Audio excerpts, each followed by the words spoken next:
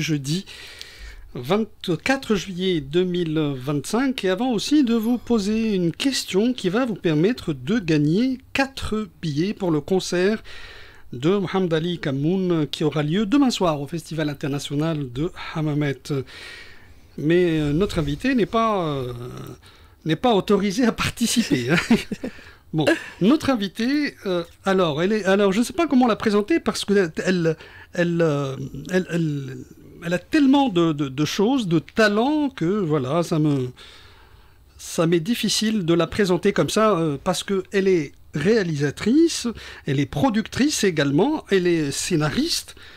Et puis, elle est titulaire d'un doctorat en arts et sciences de l'art de l'université de la Sorbonne. Elle a écrit et réalisé 4 courts-métrages qui sont Nejma, et puis Noces d'épines, c'était en 2017, Poussière d'étoiles en 2021, et le dernier qui est Art of the Earth. Voilà. Et qui est sorti en 2025, qui a fait partie de la série de documentaires qu'on a présenté, c'était à l'occasion de Green Doc. Exactement. Voilà. Sans oublier que vous avez été sélectionné et récompensé dans de nombreux festivals, comme celui de Aswan, Women Film Festival, comme les Journées cinématographiques de Carthage, comme Malmö Film, hein, vous êtes allé même jusqu'en Suède, le Festival méditerranéen d'Alexandrie. Et puis, vous avez publié votre premier essai, qui est Youssef Chahine, La caméra, ou caméra de tous les combats. C'est un ouvrage très intéressant, assez fourni. Et là, vous analysez quelques films, je crois 6 films. 4 films, pardon, qui... cela prouve que je n'ai pas encore lu le livre. 4 films, avec une analyse filmique, évidemment... assez poussé, et on va évidemment lui poser la question pourquoi cet intérêt pour Youssef Chahine.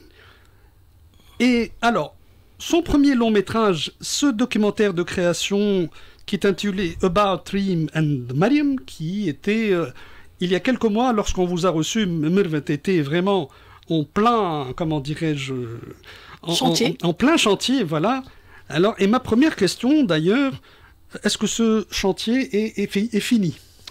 Comme tous les chantiers, c'est difficile de les finir, mais on avance. Je pense que j'avance vers le bout, puisque je suis entrée en post-production, en montage depuis une semaine. Et là, c'est vraiment la dernière étape, après 3 ans de tournage avec mes personnages, Reem et Mariam, que j'ai accompagnés depuis qu'elles ont eu l'âge de 16 ans. Maintenant, elles ont 19 ans. Bientôt, elles vont fêter leur 20e anniversaire. Et alors, ce sont des personnes qui sont un peu particulières, entre guillemets. J'ai pas envie de spoiler le film, voilà. Mais Reem et Mariam sont 2 jeunes filles tunisiennes, des jumelles, voilà. Qui ont été confrontées très jeunes à un drame qui va bouleverser leur vie et qui va réorganiser la relation. Et le film va les suivre dans cette intimité de sororité, un travail sur la résilience, sur la relation humaine. Tout est très fin, très intime, et c'est un accompagnement. Moi, j'aime bien. J'avais le désir d'accompagner des personnages, de les voir grandir à l'écran, et j'ai réussi à accompagner ces jeunes filles exceptionnelles pendant ces 3 années. Et notre relation, en dehors de la caméra, continue. Ah, c'est magnifique. En tout cas, bravo pour le souffle. Et on en a besoin surtout dans cette chaleur. Ouais. Un souffle, c'est vrai, ce n'est pas du tout évident. Et c'est pour ça que je dis toujours bravo à nos réalisateurs, bravo à nos scénaristes, même si le résultat ne vous plaît pas beaucoup, il faut dire que c'est à travers des efforts, mais alors là, des efforts gigantesques pour Exactement. Faire sortir et faire aboutir un travail. Alors il faut être un peu... un peu indulgent, un peu empathique par rapport à tout ce travail-là, particulièrement en Tunisie, je veux dire que ce n'est pas la même chose lorsqu'il s'agit d'un film hollywoodien ou dans un autre film européen qui bénéficie de financement adéquat, qui n'a pas de soucis financiers, ni de distribution, ni de salle. Voilà. Alors que le réalisateur tunisien, il doit être au four et au moulin, il doit avoir plusieurs casquettes. C'est lui qui écrit le texte très souvent, c'est lui qui dirige les acteurs, c'est lui qui doit chercher les financements nécessaires. Je crois que c'est vraiment... c'est un travail laborieux. C'est un travail très laborieux. Il faut beaucoup aimer le cinéma pour pouvoir continuer à le faire, je pense. Ouais. Je pense qu'au-delà d'aimer, il faut être passionné. Parce que moi, je parle de mon cas, étant maman aussi, étant une femme mariée, étant universitaire, étant une femme tunisienne. C'est-à-dire que là, dans cette aventure de 3 ans, j'ai embarqué avec moi toute ma famille. Oui. Parce que je tournais, exactement, j'ai tourné pendant les week-ends, pendant les vacances, pendant le mois de Ramadan, pendant l'Aïd, c'est tout ça pendant 3 ans. Et ce n'est pas évident pour la famille. Non, donc si on n'est pas épaulé par les nôtres, les gens qui sont là et qui croient en toi, parfois on a envie d'arrêter parce que c'est pas toujours facile qu'une seule personne puisse faire ça, mais on est obligé de s'improviser producteur, cadreur. Moi, les premiers mois avec mes personnages, c'est moi-même qui ai filmé, parce que faute de moyens, j'ai embarqué dans l'histoire. Il y avait l'urgence de filmer ces filles, de raconter leurs histoires. Il n'y avait pas encore il fallait faire le travail. Il fallait faire tout le travail. Et là, on embarque avec nous plusieurs personnes. Donc, si on n'est pas passionné, si on n'est pas entouré des gens qui croient en nous, sincèrement, c'est très difficile. Oui, c'est vrai, ça peut faire connaître à la famille quelques désagréments, et c'est vrai, quand on n'est pas disponible pour s'occuper de ses enfants. Exactement. Mais je crois que le jeu en vaut la chandelle, Mervet, parce que en fait, c'est le résultat. Ouais. C'est là où vraiment tout s'oublie, je crois. Regardons ce produit fini. Oui, voilà. Tout s'oublie. On va oublier. Parce qu'il y a, au-delà de l'effort physique, il y a l'engagement émotionnel, il y a l'engagement psychologique, il y a une autre disponibilité. C'est-à-dire qu'on ne peut pas arrêter. Là, on a des soucis d'argent avec le film, avec les financements, avec les fonds et tout ça. Et par la suite, tu enfermes tout ça et tu passes à un autre chapitre de ta vie. C'est pas évident. C'est sûr. Alors, vous avez quand même eu une aide à la production du CNCI. Oui. Hein. Oui, heureusement. Après 2 ans de tournage, c'est à ce moment-là que j'ai postulé. C'est-à-dire que vous avez fourni de l'argent de vos propres économies. Ouais. Heureusement que je travaille, que j'ai un travail, je suis universitaire, mais pendant les 2 années, oui, j'ai avancé de l'argent de votre propre poche. Exactement. Bravo, en tout cas, c'est un travail de combattant, et bravo à tous les Tunisiens qui subissent un peu le même sort, en tout cas un sort qui, à la fin, est très, comment dirais-je, qui récompense les travaux. C'est ça. Quand on regarde le produit fini et qu'on se remémore un peu tout ce qu'on a enduré. C'est une joie incroyable. Je pense que ça doit être une émotion extraordinaire. Incomparable. Voilà. Je rappelle aussi que vous êtes aussi réalisatrice de plusieurs courts-métrages. Oui. Si vous en parlez un peu... Donc, le premier, c'était déjà Nejma. Nejma, c'était en 2014. Oui. Là, c'était ma première expérience. Je viens de l'université, je viens de la théorie. Après avoir écrit l'ouvrage dont on a parlé, Youssef Chahine, j'ai toujours été tentée par l'expérience cinématographique de passer de l'autre côté, c'est-à-dire d'écrire, d'imaginer, de scénariser, de réaliser un film. Et Nejma, c'était l'occasion pour... c'était pour moi une expérience pour tester qu'est-ce que je pouvais faire, est-ce que j'avais quelque chose à raconter dans le cinéma. Et c'était une belle aventure. Quand j'ai tourné Nejma, j'étais enceinte de mon premier fils. Et je pense que ça, c'était le déclic pour tenter cette expérience à ce moment-là. Parce que je voulais aller au bout de mes propres peurs. Pour un jour, je peux dire à mon enfant, l'encourager d'aller jusqu'au bout de ses rêves. Il faut pas avoir J'irai au bout de mes rêves, disait ouais, la chanson. Exactement, de ne pas avoir un double discours. J'ai eu la chance que le film a bien marché, il a pas mal tourné, et c'est ce qui m'a donné le courage de faire le deuxième et après le troisième. Alors, le deuxième, c'était Noces d'épines. Exactement, c'était Noces d'épines, c'était en 2017. Et aussi, il a fait pas mal de festivals. Il était au festival d'Aswan, il est parti en Turquie, il est parti en Inde, aux États-Unis, en France, en Europe. Donc, ils ont pas mal tourné ces deux premiers films. Et pour moi, le troisième, c'est jusqu'à maintenant ma fiction la plus aboutie. Le troisième. Le troisième, parce que je pense que j'ai essayé plein de choses dans le premier et le deuxième. Que dans le troisième, je me suis sentie plus à l'aise, surtout pas par rapport à la technicité, mais par rapport à un langage cinématographique. C'était une sorte de comment déchiffrer le terrain. Exactement. C'est par rapport au langage cinématographique. Et là, je reviens à mon parcours. Moi, je viens des Beaux-Arts. Je suis très impliquée dans tout ce qui est picturalité, esthétique. Et j'ai essayé... Le soin de l'image. Exactement. De tout ce que je connais en théorie, d'essayer de tester, d'appliquer ça, afin de trouver mon identité cinématographique.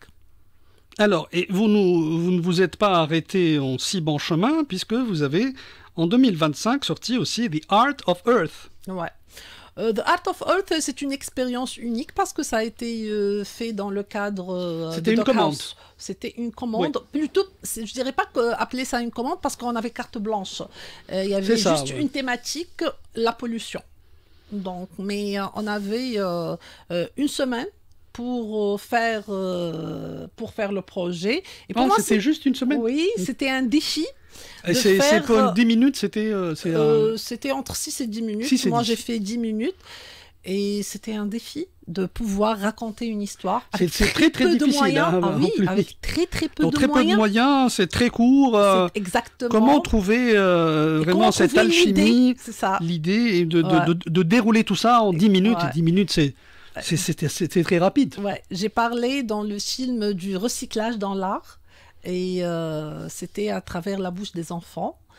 C'était des enfants, j'ai filmé des enfants dans un atelier de création avec une artiste dans son propre atelier, comment elle apprenait aux enfants comment on recycle à travers les déchets et on peut créer des pièces, des œuvres artistiques et comment les enfants d'aujourd'hui, des enfants qui ont 9 et 10 ans, comment ils perçoivent la Tunisie d'aujourd'hui, comment ils voient la pollution. Et là, sincèrement, j'ai pris une claque parce que je ne pensais pas que nos enfants avaient cette maturité par rapport à la planète et par rapport à des...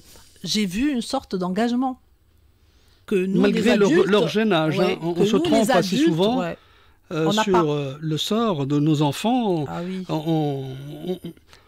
Comment dirais-je, ne pas trouver cet esprit de responsabilité alors qu'il fallait cette juste maturité, demander. Il fallait juste les écouter, leur demander et s'intéresser à ce qui les préoccupe.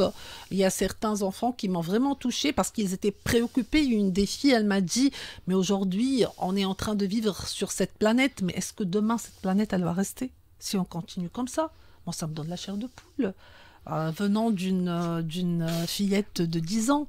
Elle se préoccupe gosse, de l'autre. En fin de compte. Oui. Elle se préoccupe de l'autre. Oui, mais ça c'est vraiment... moi, je suis très content lorsque j'apprends que vraiment des enfants de cet âge-là sont conscients, font preuve d'engagement, font preuve de responsabilité. Ouais. Et c'est parce que ils ont cette... ça veut dire qu'ils ont une certaine vision, une certaine approche du futur. Exactement. Une certaine sensibilité.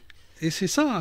Donc là, c'est avis aux adultes pour qu'ils suivent un peu leur... Qu'ils prennent exemple sur les enfants. Voilà. Bien, alors, maintenant, nous allons nous occuper un peu de Youssef Chahine, le grand Youssef Chahine, qui est malheureusement décédé il y a quelques années de cela. C'était un 27 juillet, presque jour pour jour, on y est. Et ce livre que vous lui avez consacré, qui s'appelle « Camérin de tous les combat. Et c'est bien parce que le terme combat, on a débuté l'émission avec ce combat perpétuel pour l'artiste qui va pondre quelque chose, qui va créer, qui va sortir quelque chose. Mais moi, ma première question, c'est comment est né cet engouement pour le cinéma de Chahine est-ce que ça remonte à très longtemps ou bien c'est parce que vous l'avez découvert à un certain moment? Bah, ça remonte à très très longtemps. Si aujourd'hui je parle de cinéma, si aujourd'hui je fais des films, c'est grâce à Youssef Chahine. Ah, c'était oui, le déclencheur. Ah oui, un déclencheur. C'est mon premier souvenir de film à l'âge de 4-5 ans. Et vous vous en rappelez hein? Ah oui, oui, oui, c'était un moment, un élément déclencheur, un moment marquant dans ma vie. Et vous l'avez même pas vu dans une salle de cinéma? Non, c'était à la télé. C'était déjà c'était à la télé. Donc avec un petit écran relativement. Exactement. Et à partir de ce moment-là, j'ai compris que c'est ce que j'ai envie de faire. Maintenant, je ne sais pas comment. Est-ce que je serai comédienne, scénariste, réalisatrice, peu importe. Je voulais appartenir à ce monde-là. Je voyais des images hypnotiques, magnifiques, magiques, très colorées, très dynamiques. Moi, j'aime le dynamisme dans les films de Chahine. Oui, j'aime ça. Et j'ai continué en tant que cinéphile. J'ai regardé tous les films. J'ai commencé très tôt à regarder des films qui sont jugés difficiles. Peut-être. Par exemple. Le retour de l'enfant prodige, Gare centrale. Exactement. Moi, je l'ai vu à l'âge de 10 ans, 11 ans. Peut-être je n'ai pas tout compris à cet âge-là. Certainement, oui. Oui, mais j'ai aimé le film. Il a déclenché en moi une émotion. Et j'ai aimé cette émotion. Et par la suite, j'ai continué à regarder les films d'une manière cyclique, en grandissant. Et chaque fois, je comprends quelque chose de nouveau. Et c'est ce qui m'a poussée à faire des études sur le cinéma. Et spécialement, c'était Youssef Chahine. Oui, mais alors, deuxième question, pourquoi avoir choisi le cinéma égyptien pour votre livre, là? C'est un choix ou c'est une contrainte? Oui. Non, c'est pas une contrainte, c'est un choix, puisqu'il est lié à mon premier souvenir de cinéma. Moi, je sentais, personne ne m'a demandé ça, mais je sentais que c'était un devoir par rapport à Youssef Chahine, que je ne connais pas personnellement. À ce moment-là, je ne le connaissais pas personnellement. Vous n'avez pas eu l'occasion de le... Si, hein? oui, mais quand j'ai décidé de faire ça... qui adorait la Tunisie, Mervette. Oui. Et apparemment, il venait chaque année lors des JCC. Oui. J'ai eu l'occasion de le rencontrer en 2006, c'est-à-dire 2 ans avant son décès. Avant son départ, oui. Avant son départ, grâce à notre ami Khmaïs Khayat, paix à son âme. Paix à son âme, c'est oui. Et, grand cinéphile. Exactement, j'ai rencontré Youssef Chahine en Égypte, dans ses bureaux. Et on a c'était en Égypte? Oui, je suis allée spécialement pour le rencontrer. Donc, quand j'écrivais, quand je faisais mes travaux de thèse, et c'était une rencontre... Et vous lui avez parlé de ça? Bien sûr. Je suis allée pour ça. Je ne suis pas allée en fan. Je suis allée en thésarde qui préparait un doctorat sur les films. Il était super content et il m'a montré plein de choses. Et comment est-il? C'est une personne joviale, je pense. C'est une personne très joviale, ouverte, très ouverte, très modeste. Au bout de quelques secondes, même pas quelques minutes, on se sent à l'aise, comme si on papotait avec quelqu'un de la famille. Ce qui n'est pas toujours le cas avec d'autres réalisateurs et d'autres, je pense. Hein. Oui, c'est ça la magie de Chahine. C'est-à-dire quand je suis sortie de chez lui, alors là, j'aimais encore plus le personnage. Parce qu'avant, j'adorais déjà le personnage. Là, le côté un peu décalé, un peu marginal et tout ça. Et il se cache derrière tout ça un homme très, très simple, très modeste, qui est capable de... Il m'a servi le thé lui-même, qu'il a préparé avec ses propres mains et tout ça. Il était hyper content et hyper fier qu'une jeune Tunisienne accorde autant d'importance à ses films. Pour lui, c'est un signe que le cinéma est en perpétuel mouvement, qu'il a laissé quelque chose. Oui. Il parlait déjà de l'héritage. Ce n'est pas une question d'âge, même si ce sont des films qui ont, je ne sais pas, une dizaine ou une quinzaine d'années. Cet engouement pour le travail qu'il a fait, il est continu. Mais alors... Pourquoi ces 4 films particulièrement? Il faudrait peut-être les énoncer déjà. Ouais. Donc j'ai travaillé sur 4 films. Gare centrale, La Terre, le Oui, retour de Guerre l'enfant centrale, là où il avait le premier rôle. Exactement. Le Moineau et La Terre. Al-Osfour. Ouais. Mhm. Pourquoi ces 4 films? Ouais. Parce que c'est des moments, c'est comme des marqueurs dans la carrière de Chehine. C'est ça. Alors, je crois, Gare centrale, c'était en 58. Hein. En 58, Déjà, exactement. C'est la première confrontation de Chehine avec un réalisme aussi poignant, une dénonciation déjà à l'époque des tabous, de la frustration sexuelle. On est en 58. C'est pas évident. Hein. C'est pas évident. Et le film, quand il est sorti, il a été mal accueilli par le public. Ah oui, ça n'a pas marché. Hein. Non, ça n'a pas marché. Le public égyptien habitué à Handrostom dans des rôles de la femme sexy, toujours bien habillée, n'ont pas accepté de la voir en vendeuse dans la gare. Ils n'ont pas non plus accepté de voir Farid Chawqi dans ce rôle-là. Le film, il n'a pas fonctionné dans les salles, il a été retiré immédiatement. En plus. Ah oui, et c'est après la cinéphilie, après plusieurs années, que les cinéphiles, c'est eux qui ont donné un nouveau souffle à ce film en le programmant dans les ciné-clubs. Donc le public est venu tardivement pour découvrir ce film-là. Pour moi, il y a un avant, Gare centrale, pour le réalisateur Youssef Chahine, et un après. Et par la suite, il a continué le même engagement. La Terre, parce que c'est son film le plus connu et le plus populaire. Al-Arf. Et c'est le film qui a été le mieux accueilli par le grand public. C'est une adaptation. C'est sa seule adaptation aussi cinématographique d'un roman de Abdelrahman Sharqawi. Et par la suite, le Moineau et le retour de l'enfant prodige. Le Moineau aussi, là, il a testé un nouveau langage cinématographique, un cinéma éclaté, fragmenté, une narration non chronologique. Il nous a vendu un truc avec le carton du début, il va nous parler de la guerre, qu'est-ce qui s'est passé en 67. Et là, on embarque avec lui dans un récit de bandits, une sorte de thriller. Et il fallait lire entre les lignes comment il dénonçait ce qui s'est passé. C'est une sorte de puzzle qu'il fallait reconstituer. Exactement.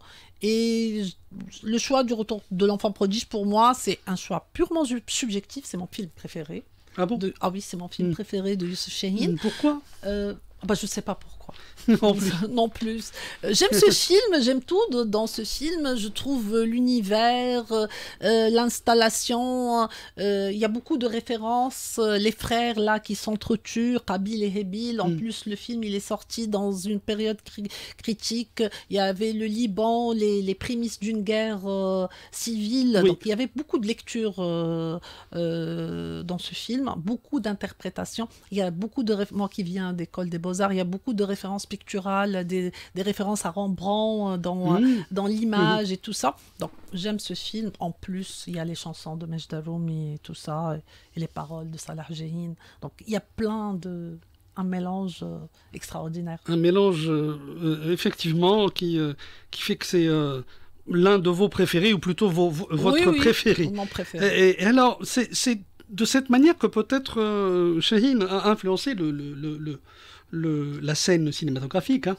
Oui, pour moi, Chahine, il est sous-estimé. Bien que les gens... malgré le fait qu'il soit connu et... il soit connu, oui, mais il soit connu chez qui?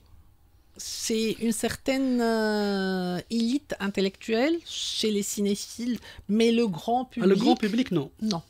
Il y a des préjugés. Malgré son film avec Dalida... n'a pas bien marché non plus. Hein. Ça n'a pas marché. Non. C'était même le choix de Dalida, c'était des arrangements de coproduction. Plutôt de coproduction, beaucoup plus qu'un choix vraiment artistique. Pour moi, Chahine, c'est plus qu'un cinéaste, c'est un historien du cinéma. À travers ses films, on peut réécrire l'histoire du monde arabe. Chaque fois, il y a une histoire qu'il raconte. Oui, si on voit Nasser Salahuddin, si on voit le film qu'il a fait sur Jamil Abouhrid, si on voit Hiya Fawda, Al-Masir, Al-Muhajir, il y a presque aucun sujet qui n'a échappé à Chahine. Il n'y a aucun moment de l'histoire de cette grande nation arabe qu'il n'a pas touché. Oui. C'est une carrière de 50 ans de cinéma. Aucun autre cinéaste arabe n'a accompagné le cinéma autant. Chahine, c'est un rythme d'un film tous les 2 ans. Il n'y a aucun cinéaste. C'est vrai. Aucun. Donc c'est pour ça que je dis que Chahine, c'est un mélange. Il y a Chahine le scénariste, il y a Chahine le réalisateur, le comédien aussi, mais aussi le producteur et distributeur. C'est lui qui a installé une certaine indépendance, jamais égalée. En Égypte, il est à la fois producteur, ils ont leur propre salle de cinéma, leur réseau de distribution. Aucun n'a réussi à faire ça. Il savait pertinemment que ces films n'allaient pas plaire à tout le monde et que peut-être le distributeur n'allait pas vraiment tomber sur lui pour arracher le film et le faire montrer. Il cherchait une autonomie. Voilà. Il cherchait d'être maître de son art. C'est ça. Il cherchait et pas à la merci d'un distributeur ou d'un exploitant. Non. Non. Et donc tout ça pour moi c'est des leçons pour les jeunes cinéastes, les jeunes cinéphiles. C'est pas uniquement un réalisateur connu. C'est un exemple. C'est un exemple. C'est un exemple pour les gens qui aiment ce genre de cinéma et c'est un cas d'étude pour les gens qui ont envie d'étudier des figures emblématiques des cinéastes. Bien, alors je pense que cet hommage est bien mérité, paix à son âme. Il nous a quittés un 27 juillet. Là, peut-être pour conclure, Mervet, je rappelle que votre dernier film est là vraiment dans ses derniers pas et nous avons hâte vraiment de le voir. Moi aussi, j'ai hâte de le partager avec vous et d'avoir des retours. Alors, quand est-ce que vous escomptez à peu près sa sortie? Mais je sais que ça ne dépend pas de vous. Oui, ça ne dépend pas de moi, mais disons en 2026. En 2026. Soyons optimistes. Très bien. Ouais. Mais en tout cas, tous nos souhaits de réussite et de succès, encore une fois, c'est toujours quelque chose qui nous fait plaisir et qu'on doit vraiment encourager parce que c'est encore une fois un combat comme celui de Youssef Chahine à travers ses films et que vous avez eu la gentillesse de nous présenter.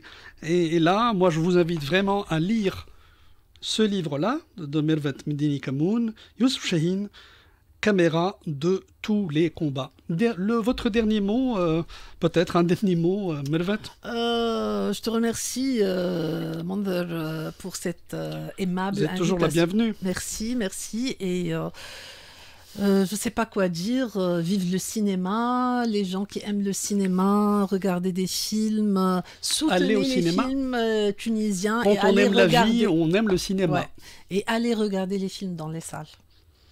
C'est ce qui va donner vie et c'est ce qui va permettre aux gens du cinéma à continuer à faire du cinéma. Voilà. Merci beaucoup, Mervet Medini Kamoun. À très bientôt. À très bientôt, merci. 120 minutes, de 17h à 19h sur RTCI.